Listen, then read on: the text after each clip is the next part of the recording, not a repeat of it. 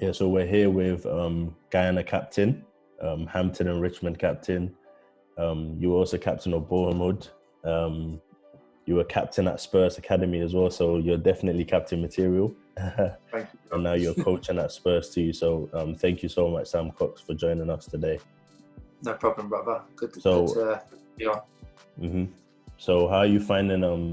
How are you keeping busy during quarantine? To be fair, I've just, last couple of weeks I've managed to get into a real routine of, we're still keeping busy within the academy and the stuff that we're giving the kids, the program wise, and John McDermott, the academy director, has been brilliant in keeping the coaches stimulated as well as the players. So there's been a lot of Zoom meetings, we've had a lot of Zoom calls from external people, giving talks on negotiation, giving talks on psychology, for example. So there's been some really interesting speakers that have been talking to the coaches. So that's keeping me busy. I'm probably in the best condition physically that I've been in all season. I'm running every day. I'm training every day. Mm-hmm. I've turned my living room into a makeshift gym. So I've got the weights and got the Z bar, straight bar. So I'm able to do all my upper and lower body, and I'm trying to stay busy with other things as well. So I've just opened a Just Giving page to raise money for Norfolk Park Hospital and Watford Hospital. So I'm trying to be as busy as I can be. Yeah, and I wanted to ask you about that. Can you tell us more about, your idea behind trying to help out the NHS during this very difficult time? It was an idea that came to me, obviously, with this unprecedented circumstance that we're all facing, and it's tough for everybody at the moment. But the job that the NHS are doing is it's heroic, and everybody's showing their appreciation in different ways. And I really thought, how can I play my part? And I've got a lot of friends, obviously, that's still in the pro game and still playing at the top level, and they're able to make large donations. So I was on the phone. Well, we was on the group chat with Danny Rose, who made an unbelievable contribution to North Middlesex Hospital. He made I think it was £19,000 plus. He facilitated food for all the staff members working, dealing with COVID-19. So that was an unbelievable thing and gesture for him to do. And like I said, everybody's having their part and doing their part and showing their gratitude and appreciation. And I thought, what can I do? And my mum and dad, they're currently at home isolating because they're at risk with my mum's history in regards to her immune system. She's one of the high risk. So I thought, what can I do to raise money for something that's going to help the NHS, going to help with equipment, going to help with protective clothing. And it came to me. It's nearly been 10 years since my mum went into hospital, into Norfolk Park, where she spent 7 weeks in a coma, 5 weeks on a ward to get her back walking and back talking. She wasn't expected to live, and she caught this rare tropical disease. No one knows how. There was speculation she caught it over the Grand Canyon when she went to Vegas with my dad for her 50th birthday. Nobody could actually pinpoint what it was, and it was only through the grace of God and the outstanding support and healthcare that the NHS saved my mum. So 10 years since that event, and at that time I cut all my hair off. I had long braids down to my shoulders, and I'd sported that for about 10 years previous to me cutting it off. And on my 21st birthday I shaved them all off, and I raised, I think it was $2 and a bit grand for Norfolk Park Hospital, which they put towards decorating the ward and equipment, etc. So 10 years on now, I thought there's no better way to show my gratitude to the NHS and help raise funds by growing my hair back. Somebody said it on Facebook, why don't you get your long braids back, Sam? And I said, you know what, I've got an idea. Yeah. It was actually one of the boys' dads that I used to play with, Callum Butcher's dad. And he said, I'd love to see you with your hair back. And I said, I'll tell you what, if you sponsor me to do it and donate the money to the NHS, I'll grow my long hair back. He said, you got a deal. I put a poll out on Instagram. Yeah. I said, who would sponsor me to grow my hair back? And then, you know, I think it was like 80% of the people said grow my hair. So, you know, I'm going to do it. And, you know, I've started up a page now. After a week, I've got, I think £975. So, you know, it's a great start. Yeah, that's so amazing. Yeah, you know, little help people can make, and, you know, everybody's making their contribution in their own different ways. So, you know, this is my contribution, and I hope it goes towards a cause, which I know it will.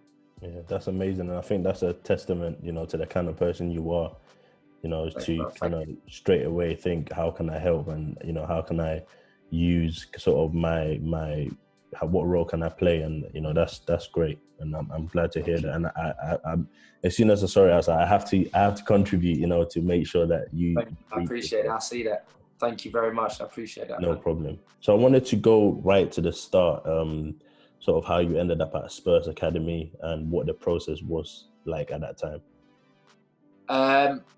So I must have been about 14 years old. I was in year 10. And, you know, by that age, a lot of people who are in academies, you know, they're the ones that tend to kick on. And, you know, it's hard to, you know, step in from a grassroots club and then go into an academy at 14, 15 years old. Yeah. And then, you know, get a contract ultimately and look towards to get a scholar. And, you know, I'd gone on previous trials and, you know, I tried my luck at various different clubs throughout the years. And, you know, it was almost, you know, I kept knocking on the door and I kept getting turned away. I remember I was trialing from about the age of 9 years old. I remember going to Watford as a 9-year-old. I was at Arsenal, Fulham, Watford again. And, you know, I went on these trials and ultimately they were saying I was either not good enough, not big enough, or not ready. So, you know, I got to 14, 15 years old and, you know, I thought, you know what, it's go time. I've really got to put my foot to the pedal and, you know, I've got to give it my last go, really. Trying to get a contract, schoolboy contract, and then hopefully getting a scholarship, in hope to get a scholarship. And yeah, I was playing at Brent at the London Youth Games, actually it was. And I was very lucky and very blessed to, you know, to be part of, you know, a borough and also my school with such a talented crop of players who, you know, we pushed each other so much. And, you know, I owe a lot to my upbringing and, you know, my schooling at Kingsbury High School, because, you know, we pushed each other so much and I had a great group of friends around me who were all, you know, wanting to be successful and do well educationally and, you know, football-wise. And yeah, I was captain of Brent at the time and we was going to the London Youth Games with this talented squad of players that we had. And, you know, I just went with no real expectation to get scouted or anything like that. But every time I step on the pitch, even back then, I wanted to win. And ultimately, that's what we did. We won the London Youth Games. And funny story, there was a scout approached my dad that day. And it turns out the scout was my dad's old best friend. Wow. He didn't even know he was a scout. Yeah. And he asked about who's that boy. Turns out that he used to be best friends with my dad for years, you know, childhood friends. Yeah. And you know, they hadn't seen each other for years. And he was scouting for Tottenham.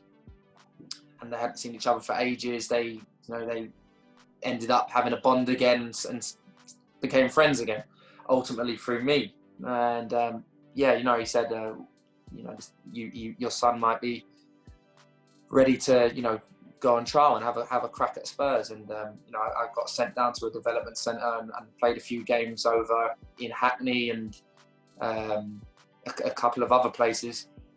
And I was one of, I think, maybe 3 of the boys that got selected to go into the academy and go on a 6-week trial. So it was a process to get, you know, a trial for the actual academy, but I did. I remember my first session was with Edgar Davids, Edgar Davids was taking the session. So you could literally, I'd gone from, playing grassroots, borough and school football, and then, first session at Tottenham was taken by Edgar Davids, someone that I looked up to. Yeah. And someone that, I idolised, with the long hair and that type of dogged midfielder. And and I guess the rest was history. I'd done my 6 weeks. Chris Ramsey pulled me and my dad in after 6 weeks and said he'd like to offer you a schoolboy contract. And for me at that time, that was, that was dreams. Yeah. I'd been knocking on the door for so long.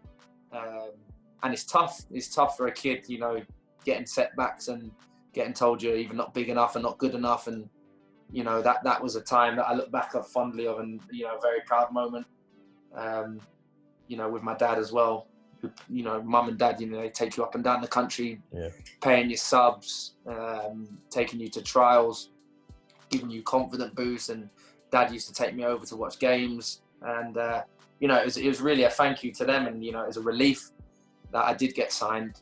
And then obviously a year later, I was offered a scholarship. So yeah, that's pretty much how I got into the academy. That's my story, yeah. And that's amazing, and so in terms of the process of being at the academy and obviously being released, and then looking for new clubs, how was that process, and did Spurs help you through that process? So yeah, it was, I remember, so I got my scholarship, and then 2 years later I was given a professional contract. And, that was a tough season. The season after that I was a pro there, because there was a kind of a transition between there was what was known as the reserve league, was we'd then been taken out of it, and there was only development games. There was no league for us. Games were quite sporadic, and a lot of our boys came through with such a talented age group, year above my group and a year below, probably some of the best players that have been produced in the Premier League, English homegrown talents in the last how many years. So I was very lucky and fortunate to come through that crop of players. But at that time, a lot of those boys were sent out on loan. And, for the likes of myself, who probably wasn't quite ready for a loan, I was the in-between. I wasn't ready to be training with the first team, and I was too old to be with the youth team. So I was kind of in limbo, really. It wasn't that I went on a couple of loans throughout the season, but I don't think, as a, skinny 18, 19-year-old, I wasn't ready for the hustle and bustle of, ultimately League Two relegation battles, which, I did at Torquay and at Cheltenham. I wasn't ready. And ultimately when I came back, I was told that I wasn't going to be, kept on for the following season. So that was tough.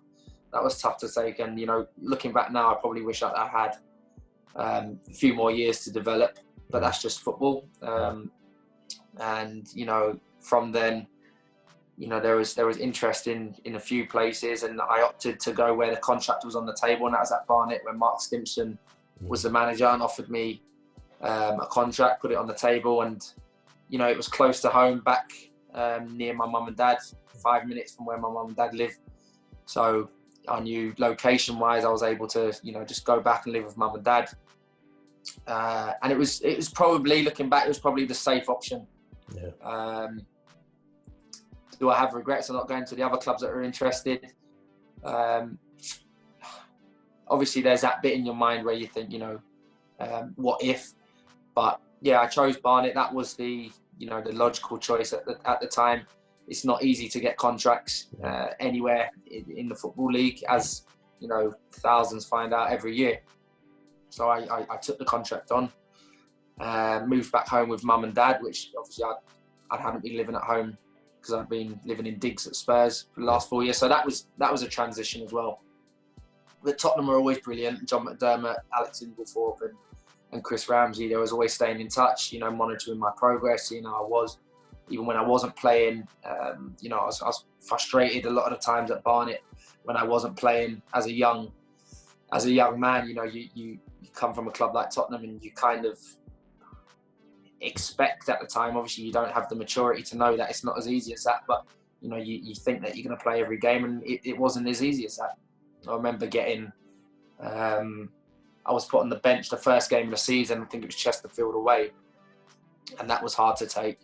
and I wasn't put in the team until we played Swansea in the Carling Cup, and I was up against, I think it was Dyer at the time on the wing, and he gave me a hard 45 minutes, and after that I didn't get into the team for another 10 games. I was on the bench for a succession of 10 games, which was really tough. And then I did eventually get back in the side and got a run of games, and the manager got sacked. Mark Stimpson got sacked. New manager Paul Fairclough came in. He was there for about a month. Martin Allen came in. He left after that. Grazioli came in.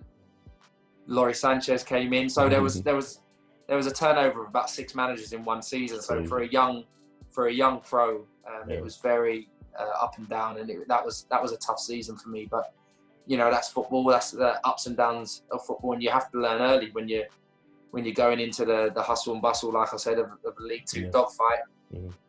You have to adapt quickly, and if you don't, there's only one way you're going. It's brutal, it's tough, and young players now I look at, obviously on the other side now with my coach's hat on.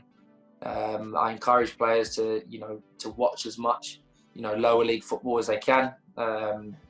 League One, League Two, Championship, non-league. Just get a broad horizon of all different types and styles of football. Because this could be you in a couple of years. It's not always the glitz and glams of the fantastic facilities that you have at Tottenham. Ultimately, one day you're gonna have to go and take responsibility for yourself and show how professional you are by playing at a lower level. Because Tottenham, is up there in terms of clubs and facilities. So the reality is players aren't going to be there forever, and there will be a drop. So I do encourage my players now to watch as much football as they can, because I learned the hard way. So I can speak from experience, I guess. And talking about sort of going through that season of instability, so you ended up in the National League, and you spent 3 years at Bournemouth. So what made you stay at the club for so long, and how was the experience of being in one place for that long? Yeah, I guess Bournemouth, again, it was close to home, and I found consistent football. I went on loan initially from Barnet, and I really enjoyed it there. I was around men that had played in the Football League, men that had good careers, and they helped me a lot. Getting consistent games and playing and enjoying my football again. And I've got a lot to thank towards them for getting me back enjoying my football and to getting played a season from being on loan from Barnet. I did take a gap after the year after. I went to Hayes and Yedding before then doing the 3-year stint at Bournemouth again. So I think I played near 200 games for them, and that's I had some great times there. We got promoted from the south, and captain in the club, and captain material again. It's a role that I've enjoyed since I was a kid. I remember mum and dad taking me over the park and me going to like soccer schools and stuff, and I wouldn't go unless I had my captain armband. So it's something that I've loved the role and responsibility of since I can remember. And like I said, Bournemouth, I got consistent football. We had some great times. We had some really good players and a really good squad, especially that year we got promoted. We had great team spirit, and that I look back at those memories with fondness, and I'm really proud of what I achieved there. Did I wish it went on for longer? Yes, but again, that's football, and circumstances happen, things happen. But I look back now, and I'm grateful for the time I had there. But sometimes you just got to move on from places. And now you're captain of Hampton Richmond. You were having a pretty good season, pushing for promotion, and the season has now been voided. So how are you guys coping, and what's the team spirit like? Do you still stay in touch with teammates? Yeah, so the season hasn't been voided yet. It's still in discussion. I can see it going that way, to be honest. I think it will be voided ultimately, because with everything that's going on, I can't see these games getting played. But yeah, no, Hampton have been, again, another club that have been brilliant to me, and Gary McCann bringing me back in, and I've thoroughly enjoyed this season. I came in quite late, obviously, having played the Gold Cup in the summer. I didn't expect to be playing in the National League, the National South, at the start of the season. But Gary McCann brought me in, and we've managed to put a great run of games together, and we picked up some really good form, and ultimately we was in a position where we were pushing for the playoffs, 3 points off the playoffs with a game in hand. So I think with the momentum we had, we would have got in there. So it's unfortunate the circumstance that we find ourselves in, but Hampton have been brilliant. Chairman gave us a Zoom call last week to say that we're going to be furloughed, but unlike a lot of clubs in the National League and even in the Football League, Hampton are going to supplement the extra 20% as well. So amazing. It's been they've been tops, and I think that shows what kind of people they are. That the chairman's in it for the long haul. A lot of chairmans, it's pure business, but the chairman's got the club's best interests at heart, and he's got the players' best interests at heart. So Hampton have been absolutely brilliant, and again, it's been a club that I've put a lot into me, and I'd like to think that I've repaid them with performances and my commitment to the club also. So it's worked really well, and again, unfortunate that we're not able to push for those playoffs, but there's nothing, nobody can do anything about what's going on at the moment. Yeah. And what about teammates? Do you guys keep, if I have a way of keeping in touch and making sure that sort of the morale is still top notch? Yeah, like I said, we got a great group of lads. I think the team spirit was what got us the run of games that we had, and we're quite a close group. We talk regularly on the group chat, and we all stay in touch, and it's real. It's a real family club, to be honest. And there's some great boys in there. Some that will probably kick on. To be honest, some really good young talent that have had good seasons. So that's what you want. You want boys to go on and succeed and do well, and ultimately climb that Football League ladder and have themselves great careers. So yeah, man.